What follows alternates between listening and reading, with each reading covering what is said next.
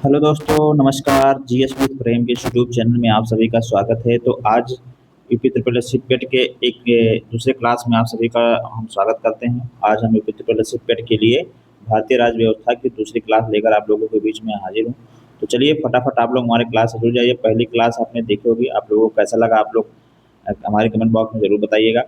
और आज ये दूसरी क्लास है और आपको मैं गारंटी देता हूँ कि यूपी ट्रिपल ये जो क्लास हमारी यूपी ट्रिपल एस पेट के लिए करवाई जा रही है, यहाँ से आप करके अपने एग्जाम में बढ़िया स्कोर ला सकते हैं। यहाँ पर आपको सभी विषयों का जो है प्रैक्टिस सेट करवाई जाएगी। तो आप लोग हमारी इस क्लास से बने रहिए। और ये हमने आज हमारी दूसरी क्लास है, आज से हम शुरुआत से हम देखेंगे भारत इंडियन पॉलिटी भारतीय राज्य व्यवस्था।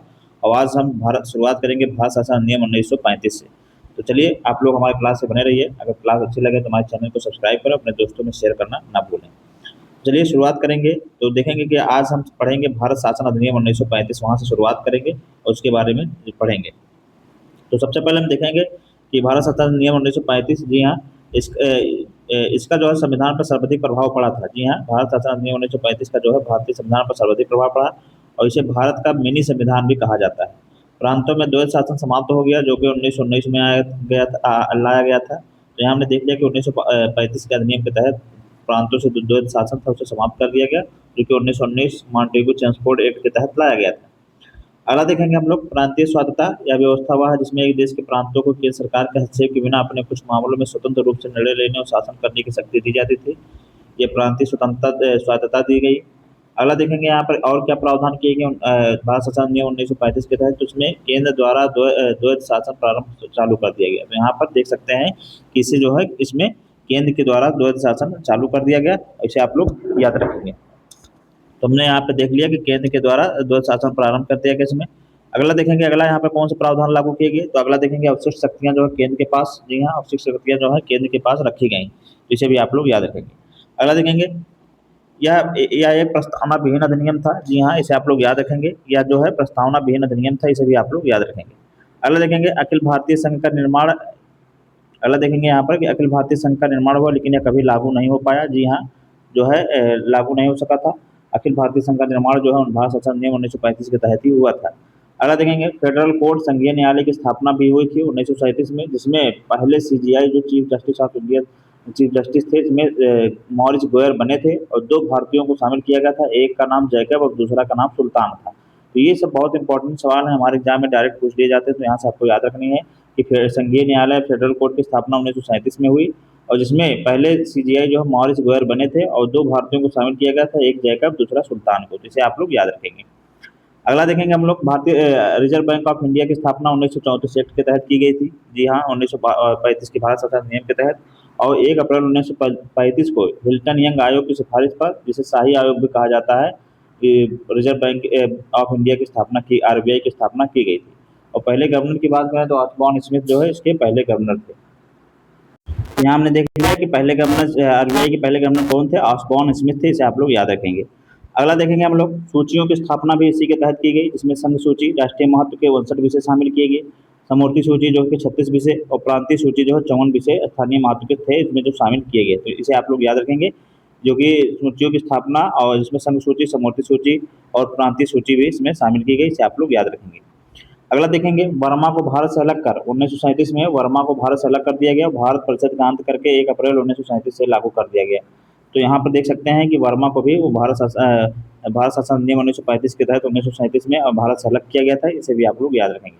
अगला देखेंगे सांप्रदायिक प्रतिनिधित्व। इसमें अनुसूचित जातियों, महिलाओं, श्रमिकों के लिए अलग निर्वाचन मंडल प्रदान करने करके सांप्रदायिक प्रतिनिधित्व का विस्तार किया गया था। तो यहाँ पर देख सकते हैं कि सांप्रदायिक प्रतिनिधित्व का भी विस्तार ही इसी के भारत शासन अधिनियम के तहत किया गया था। अन्य कुछ प्रावधान की बात करेंगे तो यहाँ भारत परिषद को समाप्त कर दिया गया और भारत के राज्य सचिव को सलाहकारों की एक टीम प्रदान की गई। मताधिकार का विस्तार किया गया, जिसमें लगभग 10% आबादी को मतदान का अधिकार मिला था। वही संघीय लोक सेवा आयोग, प्रांतीय लोक सेवा आयोग और संयुक्त लोक सेवा आयोग की स्थापना भी की गई। तो इसे भी आप लोग याद रखेंगे। भारत शासन अधिनियम 1935 के तहत ये सब की गई थी। तो यहाँ पर हमने देख लिया कि भारत शासन अधिनियम जो है जिसे मिनी कॉन्स्टिट्यूशन भी कहा जाता है। तो यहाँ से कितने फैक्ट हमने पढ़ लिए, ये सब हमारे एग्जाम के लिए बहुत इंपॉर्टेंट है। इसे आप लोग अच्छे से पढ़ लीजिएगा। अगला देखेंगे, यहाँ पर जवाहरलाल नेहरू ने कहा था कि एक ऐसी कार इसमें ब्रेक तो है लेकिन इंजन नहीं है। तो इसे आप लोग याद रखेंगे। तो ये जवाहरलाल नेहरू के द्वारा कहा गया वक्तव्य था, जो किसी भारत शासन अधिनियम के तहत कहा गया था। अगला देखेंगे यहाँ पर क्रिप्स मिशन की बात करेंगे। क्रिप्स मिशन 1942 में आया था। क्रिप्स मिशन की बात करेंगे तो क्रिप्स मिशन 1942 में भारत सरकार द्वारा द्वितीय विश्व युद्ध के दौरान भारत का सहयोग प्राप्त करने के लिए भेजा गया था। ये एक असफल मिशन था। इस मिशन का उद्देश्य जो है भारत के युद्ध के बाद अधिराज्य का दर्जा देने का प्रस्ताव देना था, लेकिन कांग्रेस और मुस्लिम लीग दोनों द्वारा अस्वीकार कर दिया गया था। मिशन ने एक नया संविधान बनाने के लिए संविधान सभा का गठन और उनके प्रांतों के लिए अलग संघ बनाने का विकल्प भी दिया, जो कि संघ में शामिल नहीं होना चाहते थे। हमने यहाँ देख लिया कि क्रिप्स मिशन कब आया था, कि 1942 में आया था। और इस ये जो है इसका मेन उद्देश्य क्या था कि भारतीयों को युद्ध में शामिल करना। तो यहाँ हम देख सकते हैं कि मिशन का उद्देश्य था कि युद्ध के बाद अधिराज्य का दर्जा देने का प्रस्ताव देना था, लेकिन कांग्रेस और मुस्लिम दोनों ने इसे अस्वीकार कर दिया था। अगला देखेंगे कि क्रिप्स मिशन के मुख्य प्रस्ताव की बात करें तो अधिराज्य का दर्जा, युद्ध के बाद भारतीय संघ को अधिराज्य का दर्जा दिया जाएगा। उसके बाद स्वतंत्र संबंध की बात करें तो यह राष्ट्र संघ राष्ट्रमंडल संयुक्त राष्ट्र जैसे अंतर्राष्ट्रीय निकायों के साथ अपने संबंधों को तय करने के लिए स्वतंत्र होगा। संविधान सभा की मांग भी इसी क्रिप्स मिशन के तहत युद्ध के बाद संविधान सभा का गठन किया जाएगा, जिसके सदस्य आंशिक रूप से प्रांतीय विधानसभाओं और आंशिक रूप से राजाओं द्वारा मनोनीत किए जाएंगे। तो यहाँ हमने देख लिया कि क्रिप्स मिशन के तहत जो है ये जो है संविधान के तहत संविधान सभा की मांग भी की गई थी। प्रांतों का अधिकार की बात करें तो जो प्रांत संघ में शामिल नहीं होना चाहते, अपना अलग संविधान बना सकते हैं और एक अलग संघ भी बना सकते हैं। तो ये सब चीज़ें जो है हमारे क्रिप्स मिशन में शामिल थी, जो कि लाया गया था। अगला देखेंगे रक्षा और गवर्नर जनरल, भारत की रक्षा ब्रिटिश नियंत्रण में रहेगी और गवर्नर जनरल की शक्तियाँ बरकरार रहेगी। तो यहाँ पर देख सकते हो ये सब चीज़ें जो हमारे क्रिप्स मिशन के तहत थी।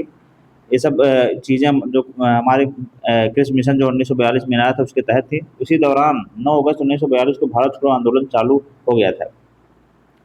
गांधी जी ने इसे पोस्ट डेटेड चेक दिवालिया बैंक के नाम से भविष्य की तिथि में भुनाने वाला चेक की संज्ञा दी थी। जी हाँ, क्रिप्स मिशन को उन्होंने दिवालिया चेक पोस्ट डेटेड चेक की संज्ञा दी थी, जो कि दिवालिया बैंक के नाम से भविष्य की तिथि में भुनाने वाला चेक कहा था। ये गांधी जी ने कहा था, कई बार हमारे एग्जाम में पूछा गया, इसे आप लोग याद रखेंगे। अगला अब हम कैबिनेट मिशन की बात करेंगे। तो कैबिनेट मिशन कब आया, तो कैबिनेट मिशन जो है मार्च 1946 में ब्रिटिश सरकार द्वारा भारत में भेजा गया था। एक उच्च स्तरीय मिशन था, जिसका उद्देश्य भारतीय नेतृत्व को सत्ता हस्तांतरण की प्रक्रिया पर चर्चा करना था। तो यहाँ हमने देख लिया कि कैबिनेट मिशन क्या था। तो ये इसे जो है मार्च 1946 में ब्रिटिश सरकार के द्वारा भारत में भेजा गया एक उच्च स्तरीय मिशन था, जिसका उद्देश्य भारतीय नेतृत्व को सत्ता हस्तांतरण की प्रक्रिया पर चर्चा करना था।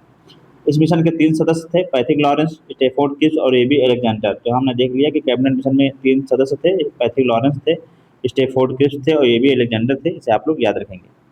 मिशन के मुख्य सिफारिशों में एक संघ की बात करें तो एक संघ की स्थापना करना, प्रांतों को स्वायत्तता देना, संविधान सभा के गठन के लिए एक योजना बनाना शामिल था, लेकिन मुस्लिम लीग की पाकिस्तान की मांग को ठुकरा दिया गया था। तो हमने यहाँ देख लिया कि कैबिनेट मिशन में जो है क्या क्या शामिल किया गया था। उसमें एक संघ की यूनियन की स्थापना करना, प्रांतों को स्वायत्तता देना तथा संविधान सभा के गठन के लिए एक योजना बनाना शामिल था। और इसमें मुस्लिम लीग ने जो पाकिस्तान की मांग की थी, उसकी मांग को ठुकरा दिया गया था, किसके तहत, कैबिनेट मिशन योजना के तहत। उसे आप लोग याद रखेंगे। फिर इसमें कहा गया था कि एक सीट पर 10 लाख जनसंख्या का नेतृत्व दिया गया। टोटल कुल 38.9 करोड़ जनसंख्या थी, जिसके तहत 389 सीटें, जिसमें 296 में 292 ब्रिटिश भारतीय भारतीय प्रांत और 4 चीफ कमिश्नरी, जिसमें दिल्ली, अजमेर, कुर्ग और बलूचिस्तान, ये सब चीज़ें जो है अजमेर बाग में, तो कुर्ग और बलूचिस्तान, ये 4 जो है बाद में थी। बाकी 292 ब्रिटिश भारतीय प्रांत से संबंधित थी। तो इसे आप लोग याद रखेंगे। अगला देखेंगे हम लोग तथा 93 सीट जो है देसी रियासत से थे, जिसमें राजा मनोनीत किए गए थे। चुनाव हुए, जिसमें 208 सीटें कांग्रेस ने जीते और 73 सीट जो है मुस्लिम लीग के खाते में गई थी। तो यहाँ हमने देख लिया कि 389 सीटों पर चुनाव हुआ, जिसमें 292 ब्रिटिश भारतीय प्रांत के, 4 चीफ कमिश्नरी, जिसमें दिल्ली, अजमेर, कुर्ग और बलूचिस्तान शामिल थे, और 93 सीट जो है देसी रियासतों के थे, जिसमें राजा चुनाव हुआ, जिसमें 208 सीटें अकेले कांग्रेस ने, 73 सीट